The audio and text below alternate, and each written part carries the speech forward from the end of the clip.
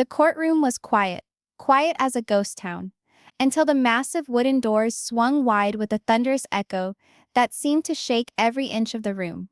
The noise itself was enough to get the entire room straightening in seats. It wasn't merely the doors that swung open, it was the gates of years of secrets, deceptions, and heartache. Cameras began to flash in an instant. The crisp crackle of shutters on the air. Reporters inched forward, pens poised, microphones held out, avid for every morsel. This was not another case. This was the case. A trial that would reveal the breakdown of America's best-known plural family. And at its center, Kody Brown, the man who once boastingly referred to himself as the father of the Sister Wives dynasty. But today, Kody was not a husband. He was not a father. He wasn't even a reality television star. Today, he was a defendant. His formerly golden curls, now gray-streaked, were highlighted by the unforgiving courtroom lights. His shoulders were slightly slumped, but he straightened himself up as if attempting to convey the same cockiness that had maintained 4 wives in orbit around him. He smoothed his jacket, adjusted his tie, and surveyed the room with pinched eyes. But comfort was something Kody would not find. On the left side of the courtroom were 3 women who had once sworn allegiance to him. Meri, Christine, and Janelle. They did not sit as competitors now, but as friends. Their faces were pinched, their eyes bloodshot from crying, but behind the tears a flame of determination smoldered. Meri's hands trembled in her lap, her knuckles white from clenching them so tightly. For years, she had lived in silence, carrying the weight of loneliness. Now she was here to speak. Christine's chin was thrown high. She had been the one to leave Kody first, opting for freedom rather than despair. And yet this moment still weighed more heavily than she had thought. She had practiced her phrases many times in her head, but her heart still was racing like a drum. To their right sat Janelle, calm as usual. She was always the voice of reason in the storm, the one who made efforts to keep the family intact. But even she was unable to overlook the harm now. Today she had not come to mediate or placate. She had come to give testimony. And beside Robyn, a few rows back, sat the rest of the wives. Robyn's face was ashen, her hands clasped together anxiously. She had been the last wife to stand with Kody, to stand up for him, to believe in him when the other wives left. But even now, even she could not sit at his side in the defendant's table. The uncertainty in her eyes gave her away. She was caught between loyalty and reality. The air in the courtroom was heavy, heavy enough to be almost suffocating. Each breath was heavy, each movement magnified. Even the judge, high up on the bench, regarded the room with an expression that blended curiosity with stern admonition. And then the words that left everyone standing frozen. The defendant, Kody Brown, stands accused of gaslighting, the psychological manipulation of his wives, by means of years of lying, domination, and denial. This court will take evidence in order to establish the truth. Gaslighting. The term resonated in the room like a ghostly bell. It was not an offense inked in the same color as theft or assault, but its burden was greater than either. Gaslighting generated scars that could not be perceived, injuries that cut deeper than meat. For years, Sister Wives watchers had seen Kody's charm unfold on television. He was the beaming father, the guy with a vision of creating one large family. But behind the cameras, behind the posed dinners and choreographed smiles, was a different story. One involving power, manipulation, and emotional domination. Now, for the first time, that secret story was going to be dragged out of the shadows. Kody shifted uncomfortably in his seat, his jaw clenching. He glared at Meri, Christine, and Janelle with a flash of anger and incredulity, as if accusing them silently of treason. To him, this was not justice.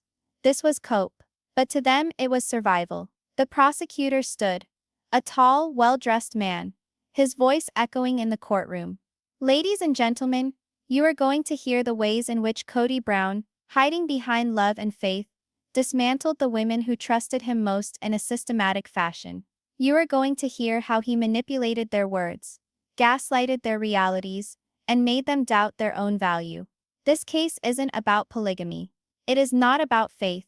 It is about power, and the abuse of that power through gaslighting. The jury shifted uncomfortably. Some leaned forward. Others took notes. They were not only jurors, they were witnesses to history in the making. Christine reached over and took Meri's hand, giving it a gentle squeeze. Janelle nodded toward both of them, a silent signal that they were in this together. For the first time in years, the women were not divided by jealousy, hurt, or competition. They were united. United against the man who had once promised to cherish them. Robyn dropped her eyes, her lips quivering. She had been referred to as the favorite wife, the one who appropriated Kody's attention. Now, even she could no longer deny the words that were about to be uttered. Kody took a sharp breath, leaning forward toward his lawyer. "This is absurd," he whispered angrily. "They're just resentful. They're distorting everything. I never gaslighted anybody." But the lawyer did not respond. He merely gazed ahead, his face stern. Even he realized this would not be an easy case to defend. The judge raised his gavel, its crack sounding like thunder as he slammed it down upon the bench. "This court is now in session. Let the truth be told." And so the trial commenced. For the first time in years, the family who once lived behind closed doors, protected by secrecy and faith, was standing in the harshest light of all the light of justice. And as the first witness was about to step into the stand, the world held its breath. Because this was not just a trial of Kody Brown, this was the trial of a man's legacy, a trial of truth against lies, a trial that would determine if gaslighting, lurking in the shadows for far too long, would at last be revealed for what it was. The courtroom was still once more, but it was not the stillness of tranquility. It was the stillness of an impending storm. The judge pushed his glasses up, his voice firm as he called the first witness. "Mrs. Meri Brown, come forward." Everyone's eyes were on the woman who was Kody's previous first wife. Meri stood up slowly, her legs trembling, her breathing shallow, but her spirit not crushed. She smoothed down her skirt, raised her chin, and moved towards the cameras and the jury under their harsh scrutiny. The click of her heels on the courtroom floor echoed out. It was a sound that seemed to speak volumes. "After all these years, I will be heard at last." She lifted her right arm, took her oath, and sat down. The prosecutor spoke softly, with a respectful tone. "Meri," he started, "can you explain why you're in this court today?" Her eyes wavered for an instant, toward Kody, who remained expressionless at the defense table, and then back at the jury. She took a deep breath. "I'm here," she said, her voice shaking but distinct, "because for years I lost myself, and I lost myself to the man sitting right there." The jury edged forward. Even the reporters paused for an instant, pens hovering over notepads. Meri went on. "Kody said to me, repeatedly, that I was the issue, that I was too emotional, that my isolation wasn't real, that I was just making it up. He explained that if I was not happy, it was because I wasn't strong enough. I listened to him for years. I believed him for years. I thought perhaps I was defective. He made me question my own mind. That's gaslighting." It was not yelling, it wasn't punching, it wasn't something the cameras would catch. But it was in every conversation, every glance, every dismissal of my feelings. Meri stopped, her tears rolling down her cheeks. She dug into her purse for a tissue, but she didn't glance away from the jury. "I waited, because I believed I must. Because he had made me believe that leaving would ruin everything. But the truth is, he had ruined me already." The courtroom was silent, save for the soft sound of her crying. The judge's stern face even softened. The prosecutor nodded slowly, allowing her room. Then with quiet vigor, he said, "Thank you, Meri. No further questions." Meri got up, her own legs more stable, and walked back to her chair. Christine took her hand in a tight grasp. The judge cleared his throat. "Mrs. Christine Brown, please approach the witness stand."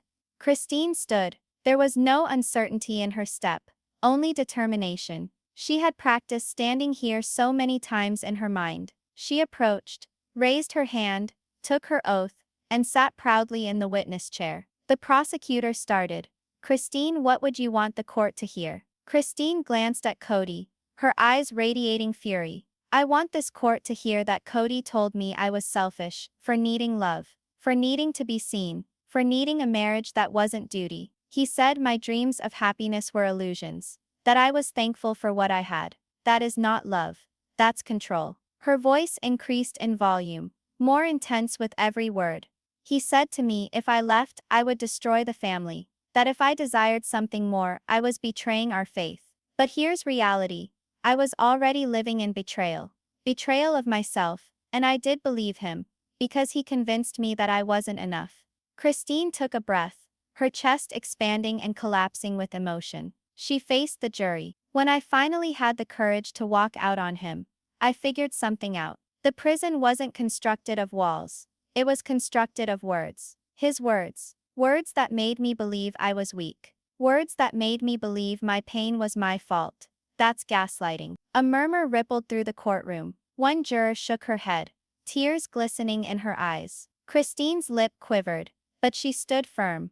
I stand here today, not only for myself, but for every woman who has ever been told her feelings are falsehoods, who has been told that her pain isn't true. I want the truth to finally be louder than his excuses.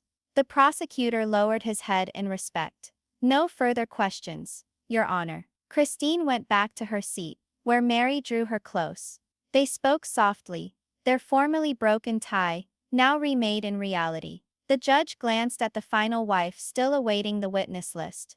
Mrs. Janelle Brown, please come forward. Janelle rose, serene and unruffled, as if her own presence was a weight. She was always the pragmatic one, the balanced one, the woman who attempted to keep the peace. Today, however, there would be no peacekeeping, only truth. She took her oath and sat interlacing her fingers.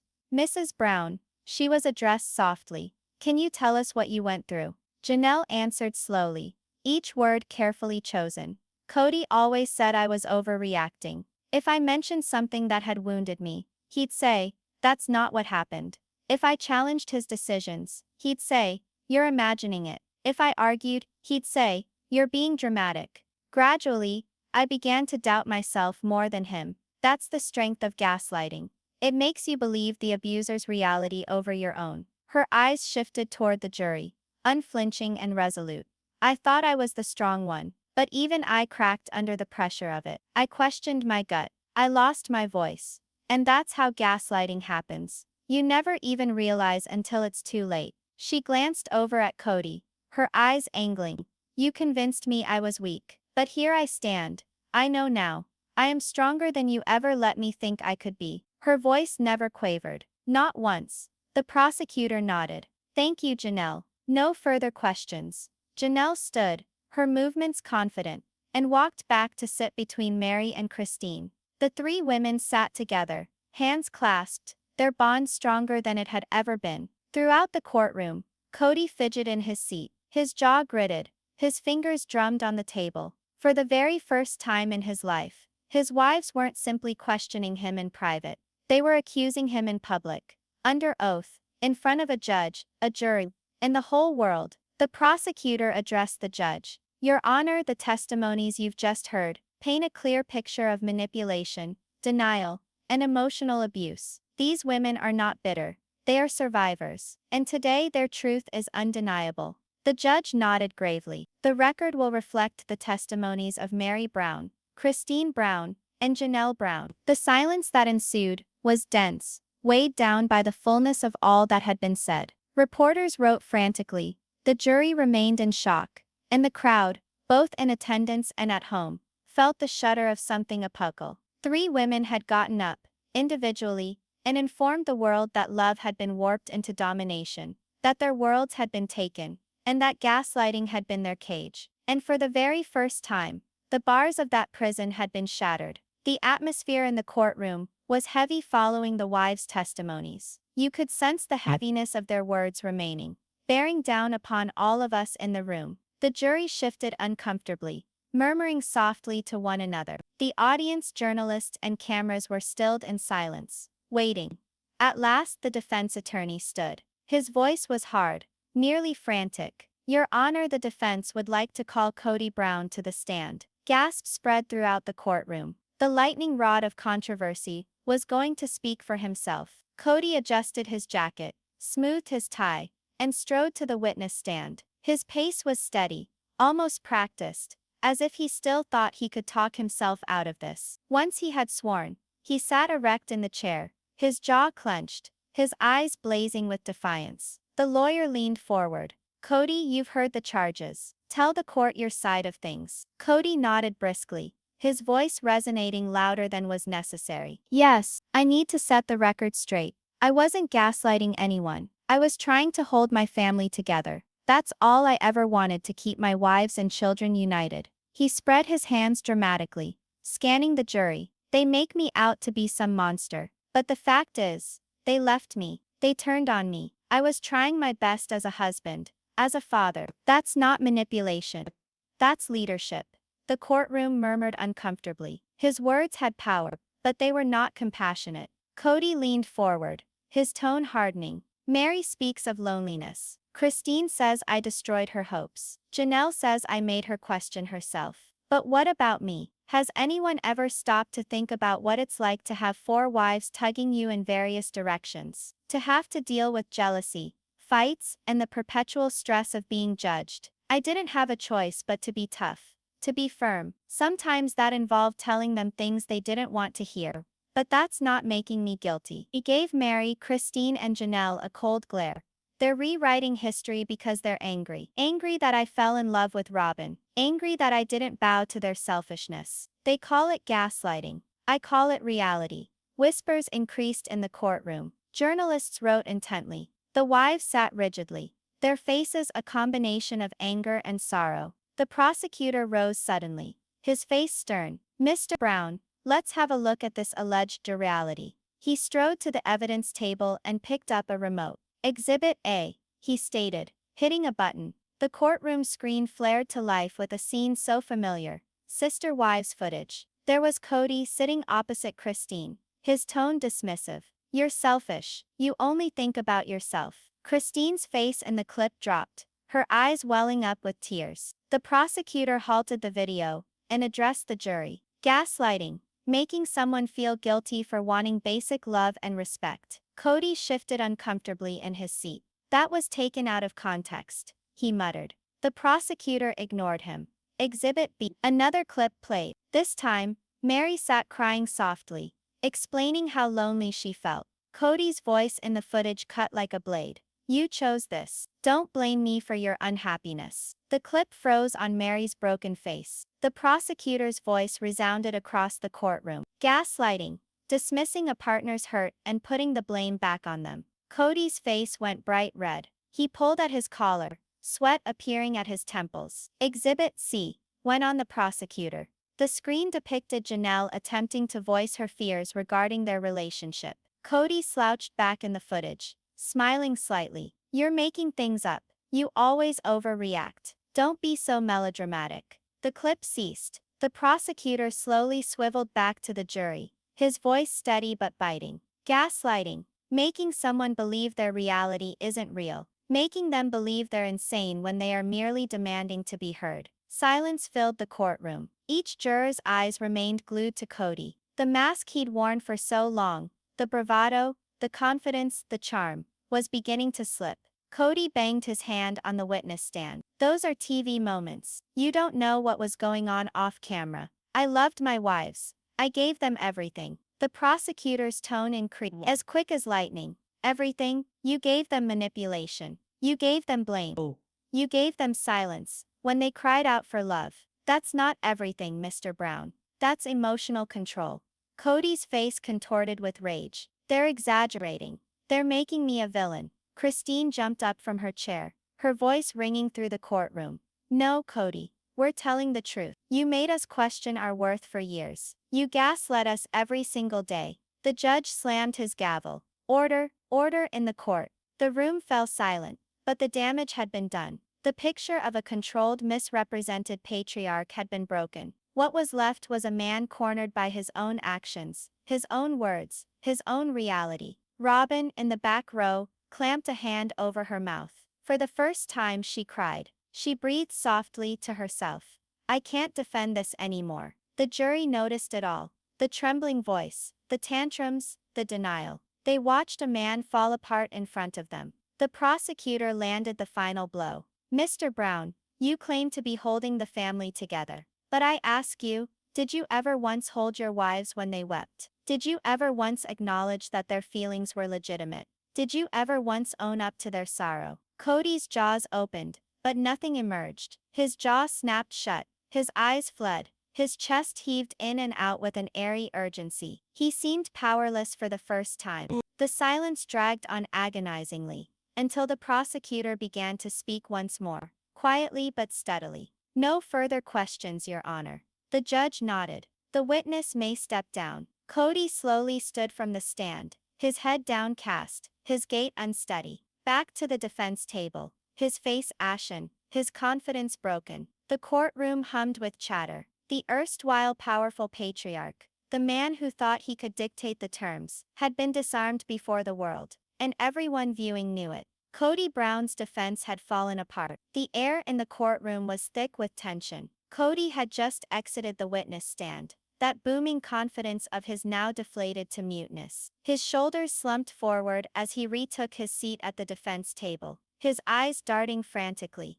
But the tempest had barely begun. The judge's throat clearing resounded through the room. As we move toward closing arguments, the court will permit further testimony. The prosecutor nodded. Your Honor, the plaintiffs wish to recall Meri Brown to the stand. A collective gasp swept through the courtroom. Meri, again. Christine and Janelle turned to her, their eyes questioning. Meri's hands shook, but after a long pause, she nodded. I need to do this. She rose, her legs trembling, and walked back to the stand.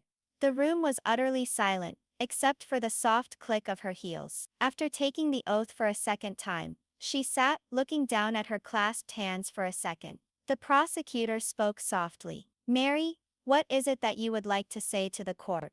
Her lip quivered as she looked up. Her voice was brittle at first, as fragile as glass on the verge of shattering. I waited years, waiting for him to love me again, waiting for the man I married. The man I trusted comes back to me. But each time I tried to reach out, each time I pleaded for even a fragment of him, he pushed me away. Her voice broke as tears rose to the surface. She wrapped her hands around each other tightly, as if keeping herself in one piece through sheer force of will. He made me feel my loneliness was my fault. He saved me from this imaginary thing. He told me I was being dramatic, clingy, undeserving, and I believed him. The courtroom was silent. Nobody breathed. Meri's voice rose a little, her hurt coming over. I remained year by year, because I believed if I worked harder, if I waited longer, if I improved myself, maybe he would notice me again. But the truth, he had left me already. And yet he made me believe I was the one who walked away. Her voice broke entirely now. Tears rolled down her face as she hid her mouth in one hand and wept into the microphone. He gaslit me until I hated myself, until I believed I was worthless. That's not emotional abuse, that's wiping someone's soul clean. There was a quiet sob from the back row. Robyn, whose tears would no longer be held back. She clamped her hands over her mouth, her shoulders shaking. Christine jumped up from her seat, hurrying to Meri. The judge paused, but did not intervene. Christine made it to the stand, and hugged Meri tightly, softly whispering, "You are not worthless. You never were." The room sat in stunned silence, as these two women who had once competed over the same man now held each other in defiance. Janelle also got up, going to them at a slow pace. She put a firm hand on each of their shoulders, her soothing voice grounding the storm. We were all shattered by him.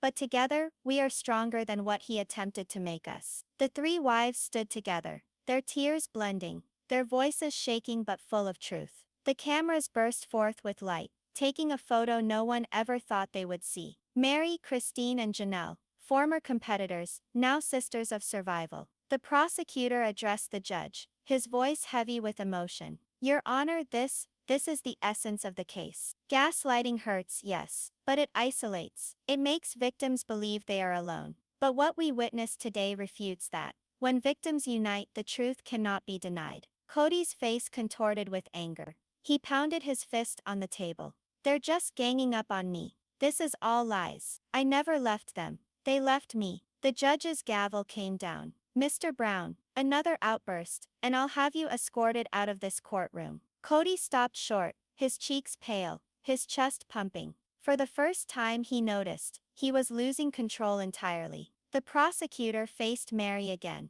his voice gentle. "Meri, do you have something else you'd like to say?" She lifted her gaze, drying her tears with trembling hands. Yes, her gaze settled on Kody, and for the first time her voice had steel. "You can try to deny it, Kody. You can tell me that it was all in my mind. But you cannot deny me this moment. I am not broken anymore. I am not insane, and I am not yours to command." The words hung in the air like thunder. Christine clutched her hand tightly. Janelle nodded silently in agreement. Even Robyn, still sitting in the back, gently stood up. The courtroom gasped. She shook as she spoke, but her voice was heard across the room. "I stood up for you, Kody. I thought you when you told me they were lying. But being here today, listening, seeing, I just can't deny it anymore. You gaslit them, and you gaslit me too. I thought I was the only one you ever loved, but even that was just another lie you spun." Kody's eyes widened, his face gone pale. "Robyn, don't you dare." But Robyn interrupted him, her voice shaking with anger and sadness. "No, you don't get to shut me up anymore. I stood by you when no one else would, and still you manipulated me too. You made me think their hurt wasn't genuine. And now I see it was." The room burst into murmurs. Reporters almost jumped out of their seats, writing wildly. 4 wives, one at a time, all telling the truth, all refusing to be silenced. The judge's gavel came down on the bench. "This court will now recess before closing arguments." But nobody budged. Everybody was stunned, frozen by what had just happened. Meri brushed her tears away, her voice gentle but firm now. "For years, I believed my tale was shame. But today, it's freedom." Christine nodded, whispering, "We're free." Janelle smiled weakly. "The addition, and he can't take that away from us anymore." The 3 women walked together back to their seats, arms locked. Robyn sat down again slowly, her head buried in her hands, weeping softly. Kody sat by himself, his eyes fixed on the ground, his fist doubled, his kingdom of control falling before the world. And as the courtroom emptied for recess, one truth became clear. The emotional breakdown was not just Meri's. It was Kody's. His mask had shattered, and everyone had finally seen the man behind it. The courtroom was filled once more after recess. The atmosphere was dense, heavy with tension that weighed upon every chest in the room. Reporters set up their cameras. Viewers around the globe watched live. Everyone was aware. This was the moment that would determine the destiny of Kody Brown, his family, and his kingdom. The judge took a seat, putting on his glasses. His gavel came down once. "This court is in session again. Now we will hear final arguments before reaching a verdict." The prosecutor stood up, pulling on his jacket, his face solemn but fierce. He walked slowly in front of the jury. "Ladies and gentlemen, you have heard the testimony. You have witnessed the pain. For many years, Kody Brown constructed an empire upon control, manipulation, and deception. He informed these women that they were not worthy, that they were fantasizing their affliction, that they were the issue. That is gaslighting. That is emotional abuse. These women didn't just narrate. They demonstrated scars. They demonstrated shattered years. They demonstrated survival. And when even Robyn Brown, the wife Kody habitually shielded, spoke out and confessed the reality, the fantasy finally gave way. Ask yourselves if all 4 wives attest to the same thing. How much longer can we say it is exaggeration? How much longer can we say it is anything less than the truth? The prosecutor's voice dipped low, firm, unmistakable. Kody Brown is guilty of trust betrayal, guilty of emotional manipulation, guilty of leaving wreckage in the place of love. Today you have the power to restore these women's voices. Today you have the power to bring justice. He sat down. The room caught its collective breath. Kody's lawyer stood up slowly, yanking at his tie. His voice remained smooth, but his eyes showed panic. "Ladies and gentlemen, emotions run high, yes. But this is not about feelings. It is about facts. Mr. Brown is not guilty of any crime. He is a husband who tried, and failed, like many husbands. He is flawed, yes. But flaws are not crimes. Do not let tears cloud the truth. This is not abuse. It is divorce dressed in drama." The defense remained silent. Even they seemed to be aware their words were powerless. At last the judge addressed the jury. "You have heard the arguments. You will now deliberate." The jury exited, Quiet descended. Each tick of the clock reverberated as a drum beat through the silent air. Minutes became an hour became two. The wives whispered quietly to one another, their hands folded tightly. Kody sat slumped forward, grumbling furiously under his breath, his lawyer struggling to soothe him. Robyn was seated alone, red-eyed, her head bowed low. Finally, the jury came back. The judge nodded. Has the jury reached a verdict? The foreman stood, holding a piece of paper. His voice carried clear across the courtroom. Yes, Your Honor, we have. The judge took the note, unfolded it, and read in silence. The room held its breath. Then he looked up. On the charges of gaslighting, emotional abuse, and intentional infliction of emotional harm, this court finds the defendant, Kody Brown, guilty. The term burst like thunder. Gasps, screams, even cheers rang out across the gallery. Journalists fought to record each moment. Cameras panned in on Kody, his face going white as a sheet. His mouth dropped open, but no sound escaped. For the first time ever, Kody Brown, the man who always got the final say, was completely speechless. Meri fell into Christine's arms and wept uncontrollably. Janelle had her hands over her face, tears running between her fingers. Christine breathed fiercely into Meri's ear. You're free now. We all are. Slowly Robyn got up from the floor, her body shaking, tears streaming down her face. She breathed barely louder than a whisper. It's over. The judge's gavel came down once more. Order, order in the court. He addressed Kody, speaking sharply and with finality. Mr. Brown, you have deceived, exploited, and silenced those who trusted you most. This court cannot erase the years of harm, but it can bring accountability. You will receive restitution and mandatory counseling, and your reputation, once founded on deceptions, will now stand in truth. Court is adjourned. The gavel fell once more. Chaos broke out. Wives hugged each other. Tears replaced with relief. Reporters yelled out questions. Cameras snapped away endlessly.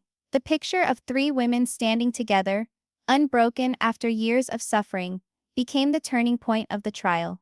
Kody, face red with rage, attempted to utter some words, but his lawyer caught hold of his arm, pulling him away before he could create another spectacle. His empire had fallen. His family had abandoned him. His authority had vanished. But the wives, they had gained so much more than a judgment. Outside the courthouse, the crowd cheered as Meri, Christine, and Janelle walked up the steps hand in hand. Robyn trailed behind, continuing to cry, but no longer quiet. Reporters thrust microphones forward, pleading for a comment. Meri, voice still shaking but louder than ever, moved forward. Years I believed my story was weakness. Today I know it is strength.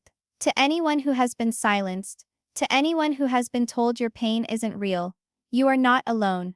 Don't let anyone erase you. Christine spoke up, her gaze fierce.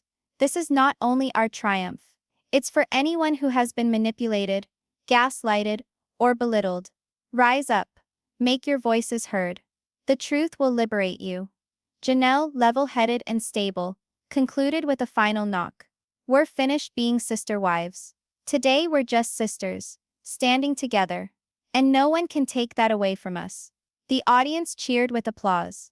Cameramen shot every view, every tear, every grin, and in the courthouse, Kody alone in a dimly lit corridor, cheers echoing in the walls. For the first time in his life, he was not the hero of the narrative, he was the villain. And the world was aware. Headlines screamed across every monitor that night. Kody Brown found guilty. Sister wives united against abuse. Meri's emotional breakdown breaks. Silence in historic verdict. The empire of lies finally falls. Millions watched the footage on repeat. The image of Meri, Christine, and Janelle walking down those courthouse steps, free at last, became a symbol of survival and strength.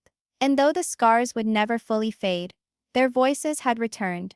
Their freedom had been won. The ruling did not merely end Kody's reign. It ended the silence, and the world would never forget it.